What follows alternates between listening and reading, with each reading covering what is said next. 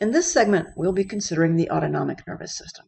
And after we talk about the autonomic nervous system, we'll talk about some higher order functions that are going to be mediated by the cerebrum. But first, let's focus on the autonomic nervous system, which, as the name implies, is going to control automatic functions, things that we don't have to think about, things that will just be ongoing in our bodies that will maintain homeostasis over the long term and the short term. So let's look at some differences between the somatic nervous system versus the autonomic nervous system. So, for example, the somatic nervous system is going to control skeletal muscle. Most of the commands that the somatic nervous system will receive will come from the cerebrum, so the cerebral cortex. So these are going to be intended movements, things that we intend to do. So we want to go cook dinner, so we go into the kitchen and we're thinking about it. We issue the commands to our skeletal muscle to walk in there, get the pans out, turn on the stove, and so forth. If we want to play the piano, then we sit down and we play the piano. We think what we want to play, and then we make our fingers do what it is that we intend for them to do, all under the conscious control. However, sometimes the somatic nervous system can be co-opted by reflexes. For example, when we pull our hand away from the hot stove before we're even aware that that stimulus is there. So we have some functions of the somatic nervous system that operate under conscious control, but most of the functions that we see will be operating via conscious control and will be controlling skeletal muscles to carry out things that we intend to do. The autonomic nervous system, on the other hand, is going to operate completely outside of conscious control.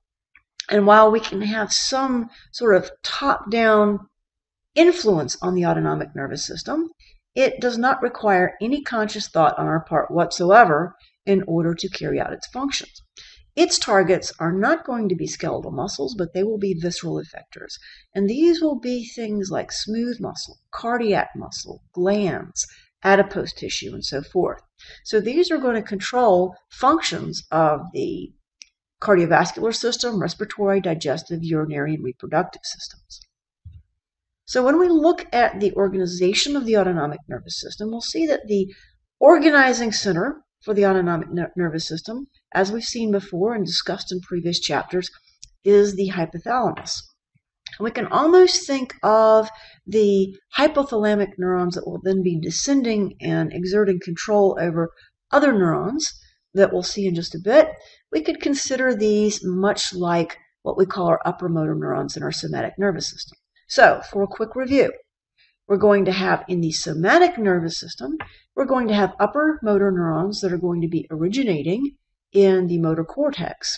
And those upper motor neurons will carry our intended thought either to centers in the brainstem or nuclei within the spinal cord. And so we're either going to have brainstem nuclei or spinal cord nuclei, depending on where the effector muscles that we're intending to move are located. So then we're going to have our lower motor neurons. And our lower motor neurons are synapsed on by our upper motor neurons here. And they will exit the central nervous system and become part of the peripheral nervous system. And they will innervate an effector. So these are our efferent fibers that are going to be innervating effectors, which will cause something to happen.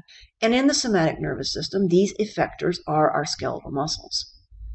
Now, in contrast, the autonomic nervous system is going to have a different sort of set of steps. So we're going to have some neurons in the hypothalamus, which are going to oversee what's going on in the autonomic nervous system. So we're going to have some neurons located in nuclei, either in the brainstem or in the spinal cord. Remember when we talked about the spinal cord earlier, we had our lateral gray horns. This is where we're going to have our motor nuclei for control of things like glands, cardiac muscle, adipose, smooth muscle, and so forth. So cardiac muscle, glands, smooth muscle, adipose will all be controlled by the autonomic nervous system. So we have what is called a preganglionic fiber. And that is a motor fiber that will exit the central nervous system and then will synapse in a ganglion somewhere. And depending on which division of the autonomic nervous system we're dealing with, these ganglia will be in different locations throughout the body. So remember, ganglia is where we have neuron cell bodies. So we're going to have some gray matter in the ganglia. So we will have neuron cell bodies in here, and these neuron cell bodies will receive the input from what we call preganglionic fibers. And then these neurons are ganglionic neurons, and they will send their axons out to the effectors. So it's kind of a two-step process here. We're going to have a preganglionic fiber that's going to synapse in a ganglion, and then we're going to have the ganglionic neurons send a postganglionic fiber out to innervate the effectors. Now remember, all of this is under the control of the hypothalamus. And that's in contrast to our somatic nervous system, where we have upper motor neurons originating from the cerebrum and lower motor neurons originating from somewhere in brainstem or spinal cord nuclei. Now we can look at the organization of the autonomic nervous system. As we said, we've got brainstem and spinal cord nuclei called preganglionic fibers, and these are going to exit the central nervous system and become part of the peripheral nervous system and synapse on our ganglionic neurons in autonomic ganglia. And then from there, we will have our cell bodies of our ganglionic neurons that will send their postganglionic fibers. These are the axons of the ganglionic neurons, and they will send those fibers out to innervate our visceral effectors. Now, we have two divisions of the autonomic nervous system. We have the sympathetic division, which is going to be organized differently from the parasympathetic division, and it will control different functions. So the sympathetic division is often known as the fight or flight division because it's going to increase our mental alertness, our metabolic rate, muscular capacities. It's going to release stores of energy, so it's going to free up adipose, glucose, glycogen will start to break down glycogen and these kinds of things. And this is really to help us meet a threat or a challenge of some sort, where we're going to have to be focused, concentrating. We may have to incorporate our skeletal muscles so that we can either fight literally or flee a dangerous situation. And the opposite part of the autonomic nervous system is the parasympathetic division. And this is our rest and digest division. So this is going to slow down our metabolic activity. This is going to build up stores of glycogen. It's going to promote taking glucose and building up glycogen from it rather than breaking it down. This is where we're going to promote digestion. So as we absorb nutrients, then we can take those nutrients and build things from them. So this is where we will take amino acids and build them up into proteins. So we're going to reduce the metabolic rate, energy consumption, and we're going to increase things like absorption and building processes. So in a way, this is kind of like what we call the anabolic division, because this is where we're building up our stores. This is also our rest and digest division. And we have time to build up our energy stores when we're at rest. Whereas the sympathetic division is sometimes also called the catabolic division, because we will be breaking down our energy stores in order to meet the challenge or the threat that has activated the sympathetic nervous system. All right, so the sympathetic nervous system is going to kick in during exertion, stress, or an emergency, that fight or flight that we just talked about. Whereas once we finish that and we're laid out on the couch afterwards and we're ready to sleep, then the parasympathetic division kicks in. And this is going to control things like digestion. So during sympathetic activation, digestive processes will be slowed. Urinary processes and defecation processes will be slowed down. So energy will be taken away from those systems and diverted to skeletal muscle and raising mental awareness and these kinds of things. Where in times of rest, when we're not having to deal with some kind of situation, then we can start switching the emphasis over to digestion. So blood will flow away from the skeletal muscles towards the digestive organs. And we can do this when we're at rest and we don't have an emergency situation. And we can also start building up our supplies of energy. All right, so a lot of times, as we've already seen with the digestive system, these two divisions will both innervate the same organ system. and they'll have opposing effects. So if we look in the cardiovascular division, or the cardiac, I should say the heart, if we look at innervation of the heart, then we will see that these two divisions have opposing effects. The sympathetic division will increase heart rate, increase the force of contraction. The parasympathetic division will decrease heart rate and decrease the force of contraction. If we look at digestion, the parasympathetic nervous system will increase digestion, and the sympathetic division will decrease digestion. When we look at some other organs, sometimes we'll see that the two divisions of this autonomic nervous system will work independently. Some structures have only one division innervating them. So for example, when we look at the vasculature, that is blood vessels, we'll see that it has only sympathetic stimulation. And that's going to control the luminal diameter of blood vessels. So that's going to control things like blood pressure and what we call peripheral resistance to blood flow. And this becomes important because we're going to have a baseline tone of sympathetic innervation to the vascular structures, so that there is a baseline, but when we need to increase blood pressure, then the sympathetic division can increase its output to the blood vessels and they can constrict. And in other situations, we may want to decrease blood pressure, so we can decrease the sympathetic stimulation below our baseline tone and actually increase the luminal diameter and decrease our peripheral resistance and therefore decrease blood pressure. Sometimes the divisions will work together, but controlling a different stage of a complex process. So for example, in the reproductive system, we will see that the whole process of arousal and coitus will actually have the interplay of the sympathetic and parasympathetic divisions at different times. All right, so let's look at the sympathetic division. This is sometimes called the thoracolumbar division because of the arrangement of the circuits, if you will. And we will see that our preganglionic fibers are fairly short because they're going to synapse some ganglia fairly near the spinal cord. And our postganglionic fibers are going to be long because they're going to have to travel from a location near the spinal cord, not in it, but near it, out to their respective targets. So we're going to see this division of the autonomic nervous system. Once again, it's going to stimulate tissue metabolism and increase alertness.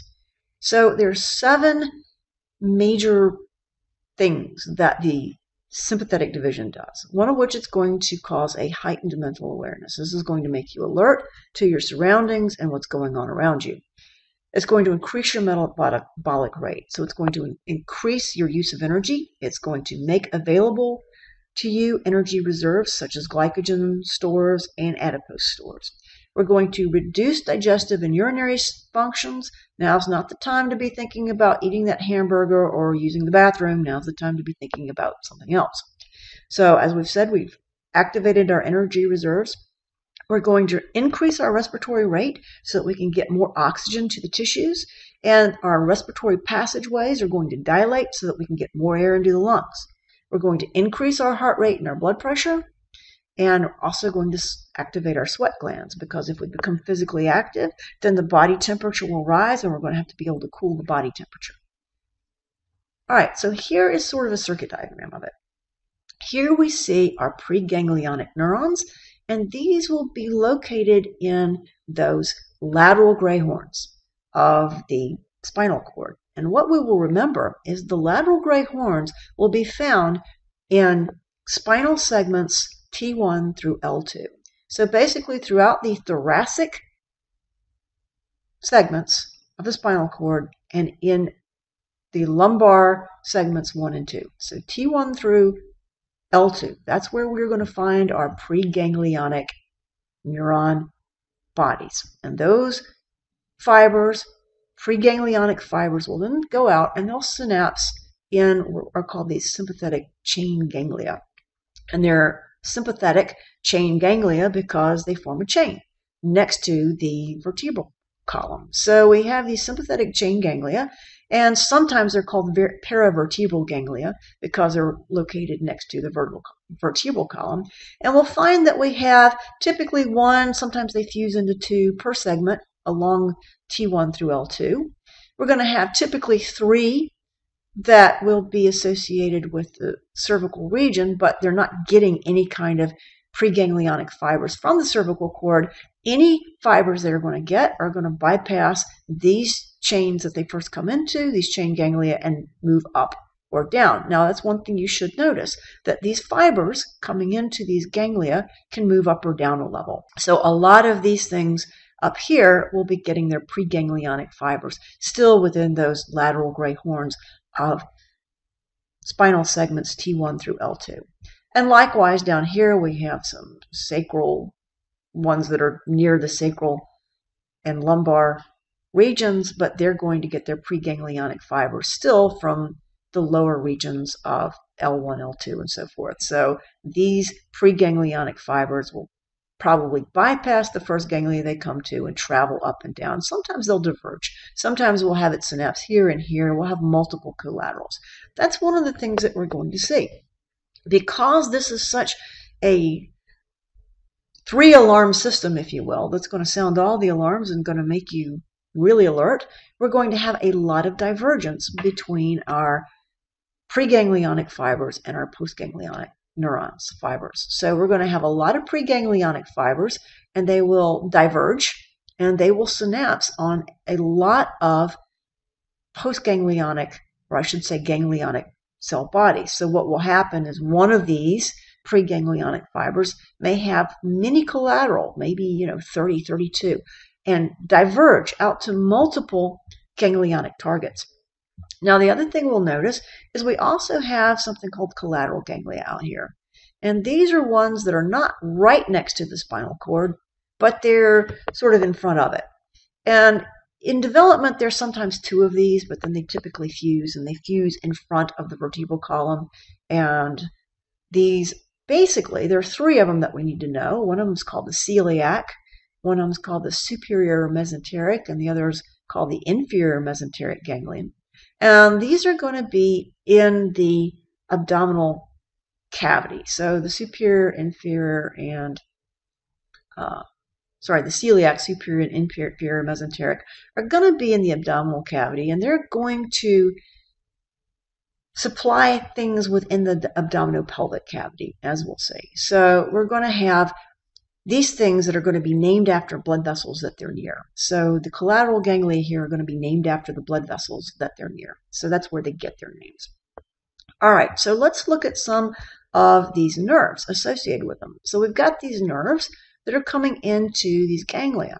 So we've got preganglionic neurons here that have bypassed the sympathetic chain ganglion, or in some cases are collaterals coming and bypassing the sympathetic chain ganglion, and they're synapsing on neurons within these collateral ganglia.